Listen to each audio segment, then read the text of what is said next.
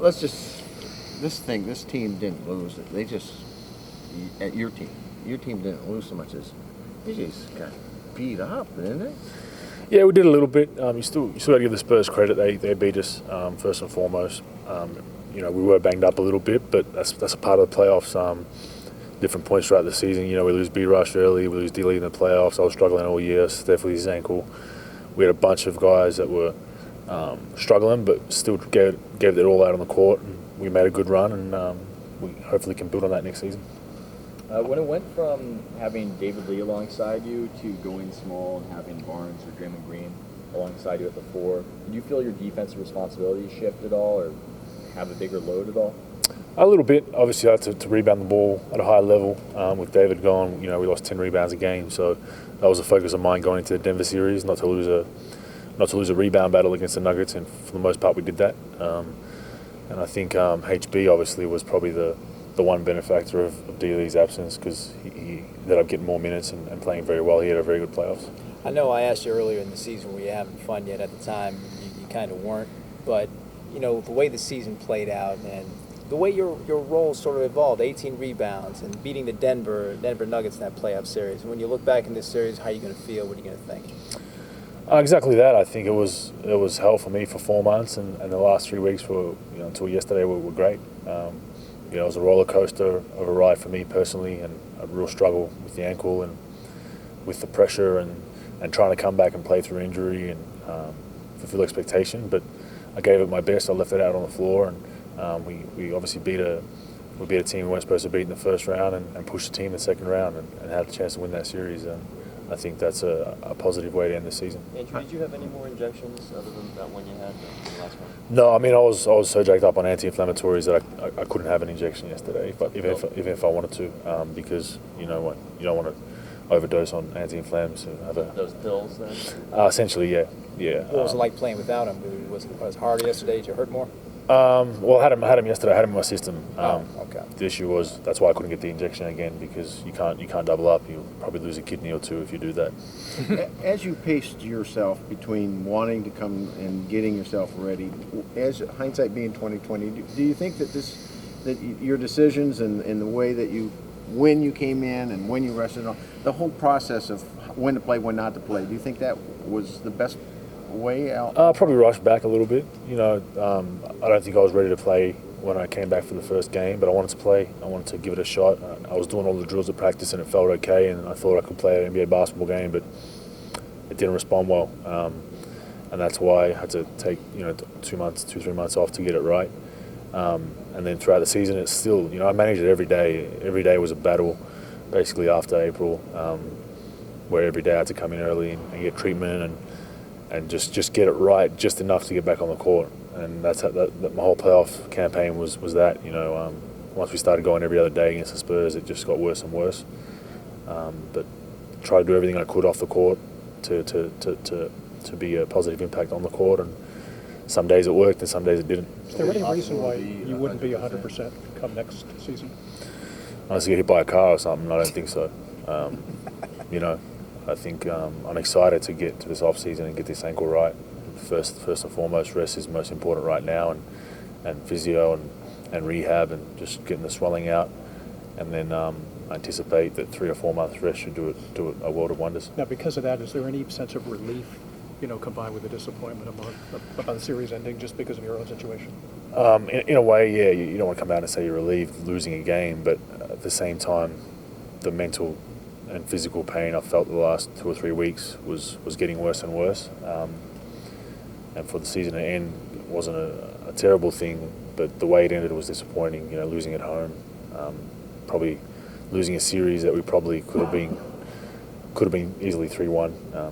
After losing the first game in San Antonio, we should have won. But I think my next motivation now as an athlete is to get to the off season, rehab properly, get the ankle right, and come back with no excuses. I don't think anybody expects you to play 82 games a year.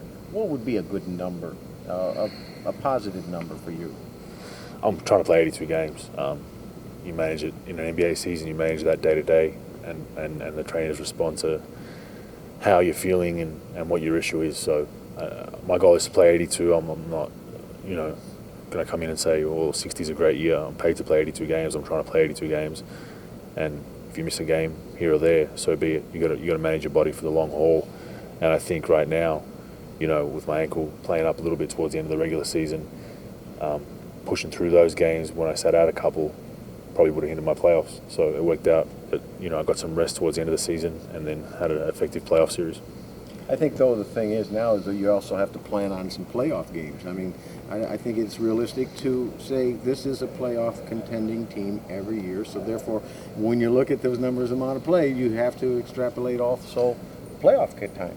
Yeah, you do. And like I said, you manage that on a day-to-day basis. You don't go into a season saying, hey, look, if I get 50 games, I'll be happy. That's a good number. 82 games is what you're paid to play. And, all of a sudden you have a back spasm, you miss a game, you manage that when it happens. You don't go into a season, I think, setting a lower goal for yourself. But you're correct in that we are building a playoff team here, and we have a big responsibility to do our work in the summer and come back. We don't want to come back next season and lay an egg and exasperate, everything that we've built this season, what we've stood for. And that's the toughest thing in the NBA now. We're the underdogs this whole season. I think next season, most teams are going to look at us as trying to beat us, and that's going to be the toughest thing for us. Andrew, where does this team have to improve? I think our execution needs to get better, and that's something that we need to address. I still believe that the Spurs are the pinnacle of execution, and I think if we execute half as well as them, we probably beat them. No disrespect to them, but I think we get very close to beating them. They just have a great kind of team that just knows their spots. They've played together for so long, and we've only been together for a year. So I think with more experience, some tweaks execution-wise, coming out of timeouts and probably being a little more switched on in games. We're a young team, so sometimes we make a lot of mistakes coming out of timeouts, like the Denver game, game one of the Spurs. They're probably more mental errors than they were physical, and I think we improve that. We have more success. So do you think with the Spurs, it's less about the kind of strategy they have with the motion weak offense and all that, and it's more about how they execute it? It's more about... Yeah, it's how they execute. They just move the ball side to side. You watch their film, they ever rarely dribble up one pass shot. Everyone's touching the ball. They give up good shots to get great shots, and they move the ball from one side of the court to the other. Whenever an NBA team can move the ball to one side of the split line multiple times on offensive possession, it's very hard to guard. Teams that struggle offensively are the teams that run a lot of isolations and keep the ball on one side of the floor because it's much easier to guard. So the Spurs are the best in the league at that, and that's kind of what we need to look towards. Based on what you were able to do, being hobbled, are you more confident about what you can bring to this franchise when you're healthy? Yeah, I think I am. I think first and foremost getting my body right in off season. But I think playing on one wheel pretty much the whole season and still battling, especially defensively and rebounding and blocking shots. The offense was a real struggle for me, and that was probably the most frustrating part of my season. My offense just wasn't there, had no lift on my shots. Free throws were a nightmare as well, and it all kind of was a spiraling effect downhill offensively. So I knew I had to step up my defense and rebounding to have an effect on the game. So that's something I'm going to look to rectify in the off season and come back bigger and better. Where do you Feel like spend you your... could be the center that takes this team to the next level? I think so. Yeah. I think it's with the weapons that we have. I think I'm that one piece that needs to play well for us to be successful, and I think it showed in the playoffs. I think when I played well and had good games, we were winning a lot of those games. Where do you spend your off-season? Where will you spend this one? I'll be in Australia, in Melbourne, Australia for about 2 months, and then I'll probably go over to Croatia for about a month and a half. Was there any explanation for why the ankle barked up so much? Was there any structural damage at all? No, it's not structural. It's just the recurring effects of that surgery. It's only 12 months out still, and I'll probably rush back, which probably set me back an extra month or two, and 265 pounds and 7 foot. So I think loading that up on an ankle is a little different than probably Steph or someone who's smaller and doesn't weigh as much. So I tweaked it a couple of times in the Spurs series, and the issue that I had was, when I tweak it, I feel some scar tissue break off, which is perfectly normal. It feels like a tear, but it's scar tissue, and then the problem is it swells up immediately and locks up my whole joint, and then that's when I have the issue with running and moving around, and I had that issue in Game 5, the first 5 minutes, and then I just couldn't get it right in time. We played every other day in this series, and there was just no time to get that swelling out. Did you twist it in Game 5, or was it just... I stepped on a foot, yeah. Stepped on a early in foot. Game 5? Yeah, early in Game 5. Andrew, how important is it that Jack and Landry come back? Well, obviously, in an ideal world, it's very important, but, being a realist, you probably can't keep both of them. That's just, I don't think we'll have room in our cap to keep both, even though we'd like to. So we wish them the best. Obviously, we want them both back, but at the same time, it's a tough place for management because you're going to have to pick one or the other, in my opinion. I just think that they're going to both demand some pretty good money in this league. Obviously, being huge is probably the biggest factor in the injuries with the feet. But there's a whole lot of buzz about running form and how that might connect to injuries. Has anyone ever talked to you about your gait or your running form or anything? No, so, I mean, none of my injuries have anything to do with conditioning or running. I mean, I've had the equivalent of 2 car accident type injuries. They're all high impact injuries, and they're nothing to do with the way I run, the way I move.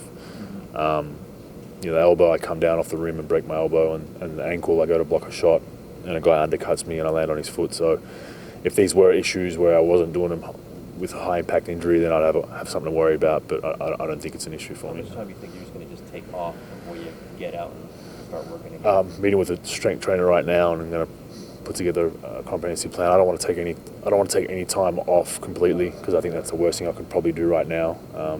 Your body fat will go up, and then you're kind of building to get back to that base level that I'm at now. So I'll probably keep lifting and doing light conditioning, but I think just stop the pounding for at least a month. So no heavy pounding, no running on the court, no jumping, and then just build from there. And first and foremost, just get the swelling out of my ankle and move on.